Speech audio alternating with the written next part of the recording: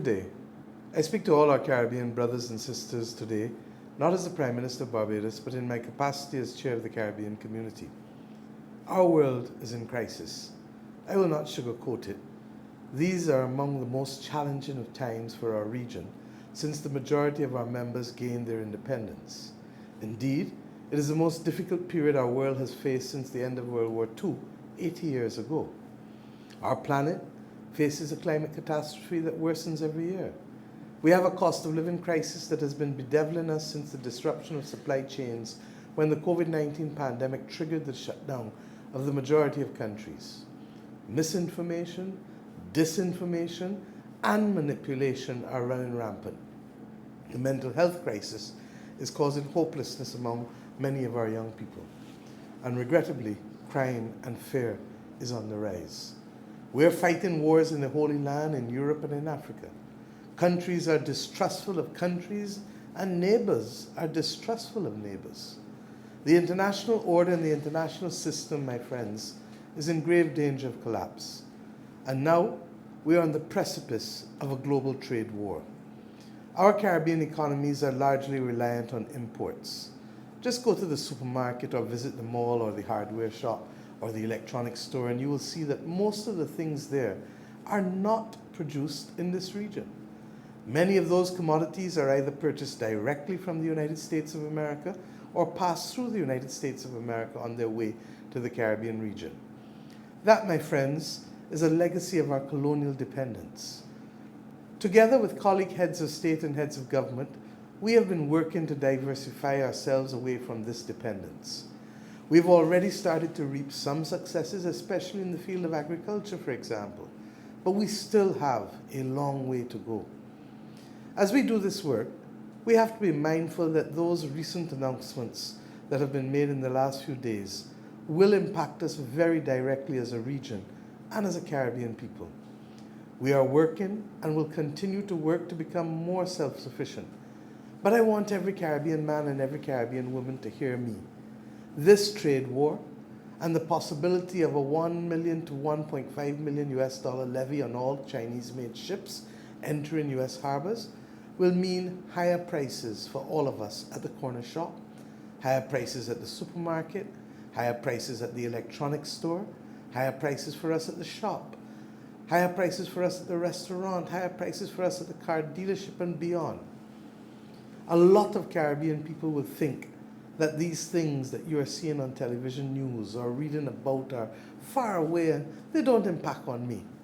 A lot of people think I'm just a farmer, or I'm just a school teacher, or I'm just a mechanic.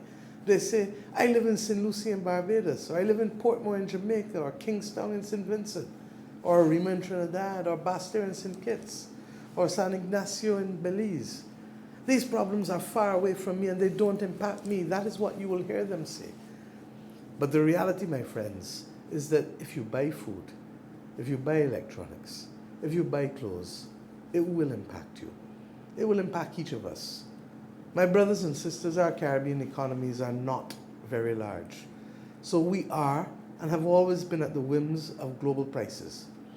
If Europe and China and the US and Canada and Mexico are all putting tariffs on each other, that is going to disrupt supply chains. That is going to raise the cost of producing everything from the food you eat, to the clothes on your back, to the phone in your pocket, to the car you drive down the road, to the spare parts that you need for critical infrastructure.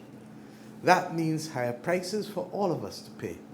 And sadly, yes, this will impact all of you, regardless of what any of our Caribbean governments will do.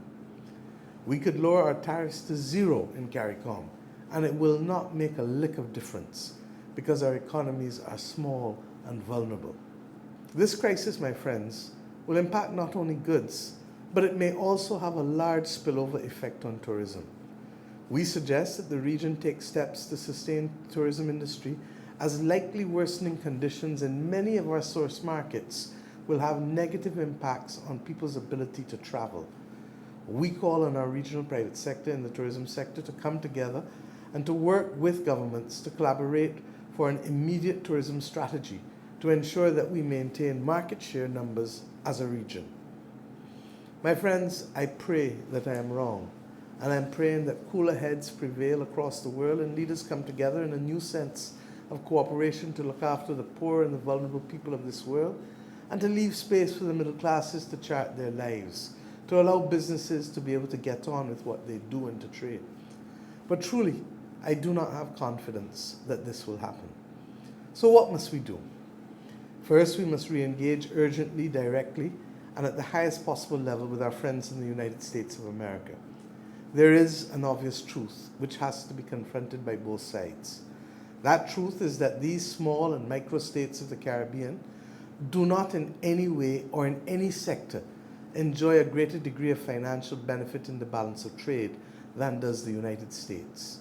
In fact, it is because of our small size, our great vulnerability, our limited manufacturing capacity, our inability to distort trade in any way, that successive United States administrations, including and most recently the Reagan administration in the early 1980s, went to great lengths to assist us in promoting our abilities to sell in the United States under the Caribbean Basin Initiative.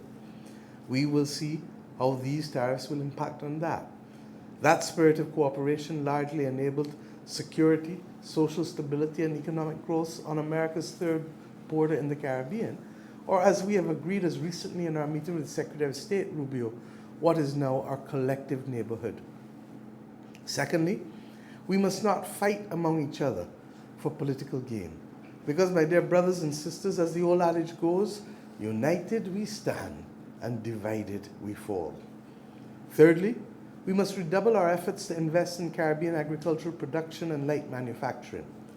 The 25 by 2025 initiative, ably led by President Ali, seems too modest a target now, given all that we are confronting.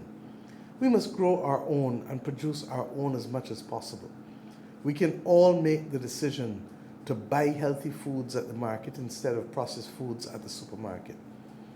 Fourthly, we must build our ties with Africa, Central and Latin America, and renew those ties with some of our older partners around the world, in the United Kingdom and Europe, in Canada.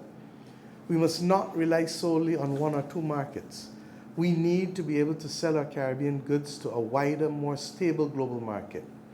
My brothers and sisters, in every global political and economic crisis, there is always an opportunity. If we come together, put any divisions aside, support our small businesses and small producers, we will come out of this stronger. To our hoteliers, our supermarkets, and our people, my message is the same.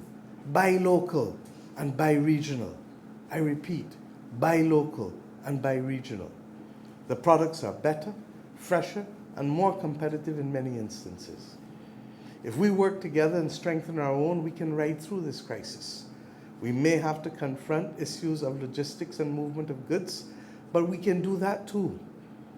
To the United States, I say, this simply: we are not your enemy. We are your friends. So many people in the Caribbean region have brothers and sisters, aunties, uncles, grandmothers, grandfathers, sons and daughters, godchildren, living up in Miami or Queens or Brooklyn or New Jersey, Connecticut, Virginia, wherever. We welcome your people to our shores and give them the holidays, and for many of them, the experiences of a lifetime. I say simply to President Trump, our economies are not doing your economy any harm in any way.